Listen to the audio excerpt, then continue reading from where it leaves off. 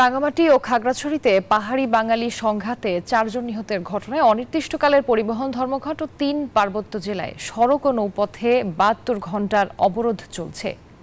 এ বিষয়ে বিস্তারিত জানাচ্ছেন আমাদের সহকর্মীরা। প্রথমেই চলে যাব রাঙ্গামাটির ফাতেমা জান্নাত মুমুর কাছে। মুমু, দ্বিতীয় দিনের অবরোধ ধর্মঘটের প্রভাব কেমন দেখছেন? যানবাহন ঠিকমতো চলছে কিনা? মানুষের ভোগান্তি কেমন?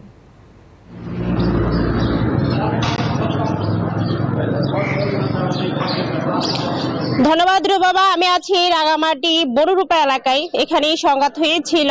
রাঙামাটিতে এখনো পর্যন্ত কোনো যানবাহন চলছে না, যেহেতু ইউপিডিএফ এর ডাকে 72 ঘন্টা অবরোধ আছে। একই সাথে গাড়ি ভাঙচুর, সিএনজি পোড়ানোর অভিযোগে বাস মালিক সমিতির পক্ষ থেকেও কিন্তু 72 ঘন্টা ধর্মঘট পালন করছে।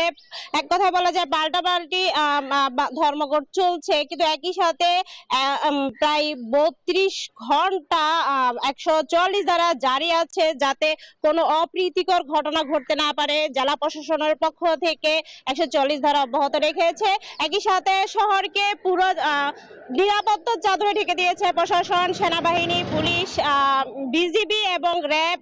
বিভিন্ন গুরুত্বপূর্ণ জায়গায় তারা টহল অব্যাহত রেখেছে, যাতে কেউ কোনো ধরনের রাঙামাটিতে নতুন করে সহিংসতার ঘটনা ঘটাতে না পারে, সে বিষয়ে কড়া নির্দেশনা আছে। গতকালকে উপদেষ্টা মন্ডলীর একটি বৈঠক ছিল রাঙামাটিতে। শান্তি শৃঙ্খলা এবং সম্প্রীতি ফিরিয়ে আনার জন্য তাগিদ দিয়েছেন স্বরাষ্ট্র উপদেষ্টা। সে তারপর থেকে রাঙামাটিতে শান্তি পরিবেশ আছে, স্বাভাবিক পরিবেশ আছে, তবে দোকানপাট এখনো খুলেনি। মানুষের মধ্যে চাপা আতঙ্ক থাকলেও মানুষ এখন আপাতত নিরাপদ আছে। তো রাঙামাটি থেকে এই ছিল আমার কাছে সর্বশেষ তথ্য। বান্দরবান থেকে যুক্ত আছেন আমাদের সহকর্মী রতন কুমার দে, তিনি আমাদেরকে জানাবেন বান্দরবানের সার্বিক পরিস্থিতির খবর। রতন। এনজিওর কিস্তি প্রথমবার বিকাশ পেমেন্ট করলেই 20 টাকা ইনস্ট্যান্ট ক্যাশব্যাক।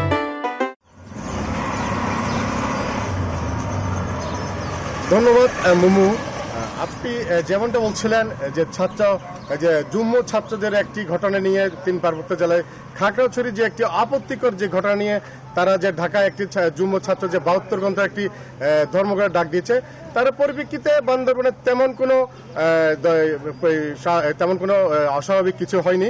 তার কারণ হচ্ছে গত পরশুদিন তারা যখন ধর্মঘটের ডাক দেওয়ার পরপরই বান্দরবানের জেলা প্রশাসক, বান্দরবানের যে পাহাড়ি সমন্বয়কারী যারা নেতা রয়েছেন, পাশাপাশি বাঙালি নেতারা যারা রয়েছেন, তাদেরকে ডেকে জেলা প্রশাসক সম্মেলন করে তাদেরকে বোঝানো হয়েছে যে খাগড়াছড়ি রাঙামাটির যে একটি অপ্রীতিকর যে ঘটনা হয়েছে সেটি যেন বান্দরবানে ছড়িয়ে না পড়ে, সে ব্যাপারে তাদের সাথে মতবিনিময় করা হয়েছে।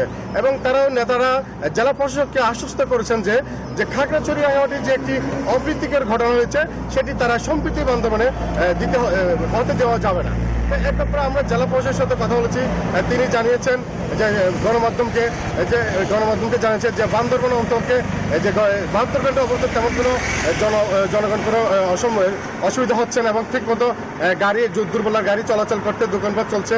তো 72 ঘন্টার যা ধর্মঘট তার কোনো প্রভাব বান্দরবানে পড়ছে না। তো এই ছিল আমার কাছে বান্দরবানের যে 3 দিনের যে 72 ঘন্টার যে ধর্মঘট, এই সর্বশেষ। ফিরছি স্টুডিওতে আপনার কাছে।